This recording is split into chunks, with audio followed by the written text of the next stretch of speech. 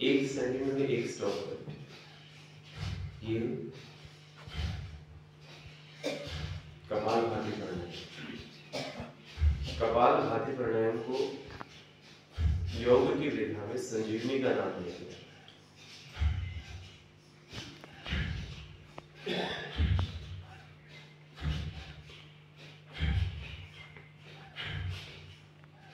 संजीवनी माने जो आपको जीवन प्रदान करती है, एक नया जीवन जो देती है, एक स्वस्थ जीवन जो देती है, एक ऐसा अभ्यास, एक ऐसी प्रक्रिया, ये कपालभाति प्राणायाम का स्वरूप।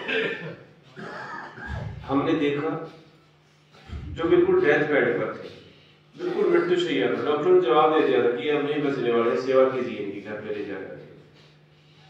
उन्होंने कपालभाति प्राणायाम का अभ्यास किया और वो संपूर्ण रूप से स्वस्थ हो गए। ये कपालभाति प्राणायाम का चमत्कार है।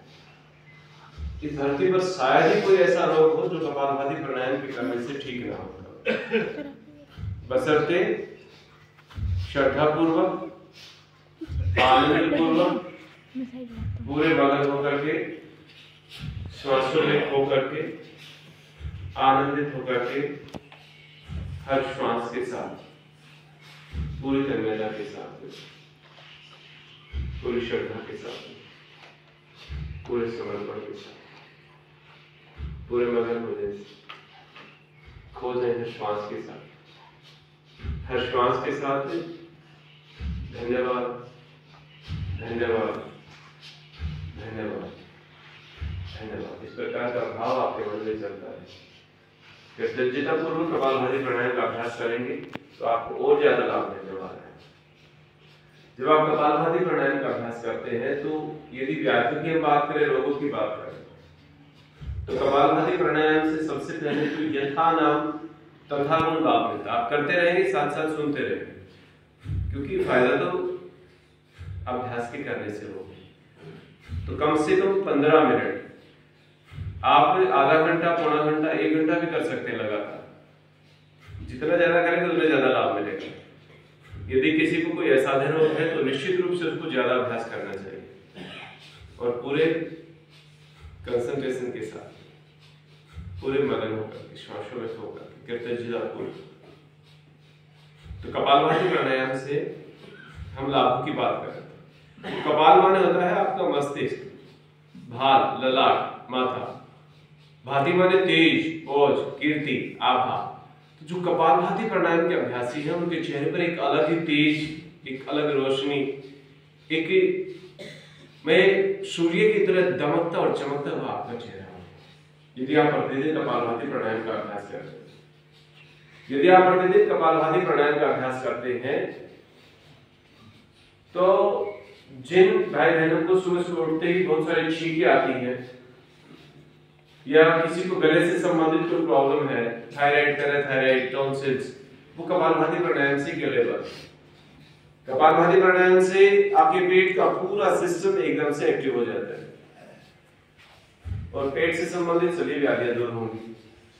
पेट को हम जैसे सेंट्रल गवर्नमेंट है, हमारी केंद्र सरकार है, जिस देश की केंद्र सरकार ठीक होती है वो पूरा देश सही चलता है। तो इसी प्रकार से ये जो शरीर रूप की जो ब्रह्मांड है, इसकी सेंट्रल गवर्नमेंट जो है वो आपका पेट है। तो यदि आपका पेट स्वस्थ है तो निश्चित रूप से आपका पूरा शरीर स्वस्थ रहेगा। और हम हमेशा बड़े बुजुर्गों से यही सुनते आए हैं कि सारी बीमारियों की जड़ पेट है। तो कपालभाति प्राणायाम का अभ्यास करने से आपकी बड़ी आंत और छोटी आंत स्वस्थ होती है।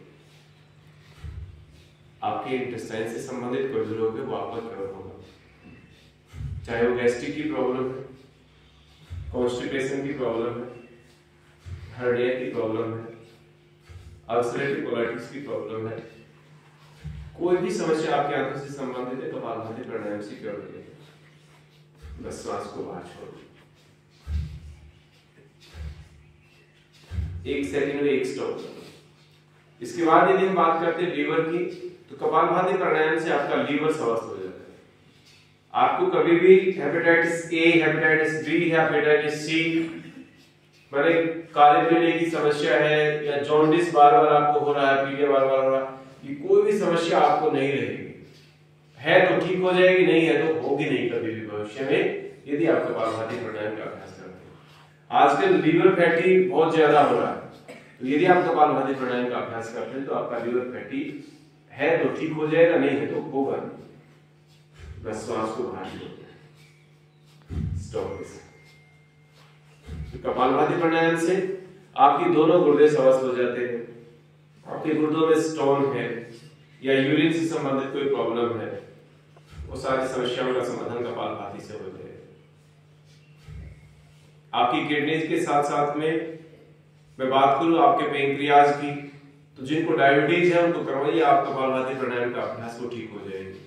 क्योंकि पेंक्रियाज यदि आपका स्वस्थ है तो आपको शुगर हो ही नहीं सकती। पेंक्रियाज रोगी होता है, पेंक्रियाज बीमार हो जाता है, पेंक्रियाज काम करना कम कर देता है तो ही शुगर की प्रॉब्लम होती है। तो कपालभाति से पेंक्रियाज एक्टिवेट हो जाएगा। बस श्वास को बाहर छोड़ना, सहजतापूर्वक। इसी के साथ साथ माता और बहनों की यदि मैं बात करता हूं तो यूट्रस या ओवरी से संबंधित सभी समस्याओं का निदान कपालभाति से होता है। गायनी से संबंधित सभी समस्याओं का निराकरण होता है। वाइट डिस्चार्ज की प्रॉब्लम है, ब्लीडिंग ज्यादा होती है, पेनफुल पीरियड्स की प्रॉब्लम है, मोनोपॉज का टाइम है, कपालभाति प्राणायाम से आपकी गायनी की सभी समस्याओं का समाधान हो जाएगा। बहुत सारे अनावश्यक ऑपरेशन से आप बच जाएंगी यदि कपालभाति प्राणायाम का अभ्यास करेंगे। बहुत सारी माताओं बहनों को जिनको संतान का सुख नहीं मिलता था, उन्होंने कपालभाति प्राणायाम का अभ्यास किया, उनको संतान का सुख मिला। श्वास को बाहर छोड़ो। पुरुषों में यदि मैं बात करूं तो प्रोस्टेट ग्लैंड से संबंधित कोई व्याधि है, आपको गदूद की प्रॉब्लम हो गई है, आपको बाथरूम की प्रॉब्लम है, बार बार रुक रुक करके बाथरूम आता है या प्रेशर बनता है आता ही नहीं है, तो ये प्रोस्टेट ग्लैंड से संबंधित कोई भी रोग होगा तो कपालभाति से वो क्योर कर देगा। बवासीर, आर्स, धगंदर, फेस्टुला, फिशर, शौचेंद्रिय से संबंधित व्याधियों का निराकरण कपालभाति प्राणायाम से होता है। बस श्वास को बाहर छोड़ना है, बहुत सहजता करो। चेहरा मुस्कुराता हुआ, कमर गर्दन आपकी सीधी रहे। बस प्रतिदिन कम से कम 15 मिनट, इससे ज्यादा आपकी श्रद्धा है आगे, आप जितना ज्यादा करें उतना ज्यादा लाभ मिलेगा, उतना ज्यादा अच्छा है। यदि किसी को कोई ऐसा रोग है तो और ज्यादा अभ्यास करें। हमने देखा जिनको कैंसर के ट्यूमर हो गए थे, कपालभाति प्राणायाम से वो क्योर हो गए। आपके शरीर पर गांठें हो जाती है मसल्स की, एक दो नहीं, हमने 200 250 गांठें देखी। कपालभाति प्राणायाम के करने से सारी की सारी पिघल गए। कैंसर के ट्यूमर भी कपालभाति प्राणायाम करने से पिघल जाते हैं। बस आपको श्वास को बाहर छोड़ते हैं।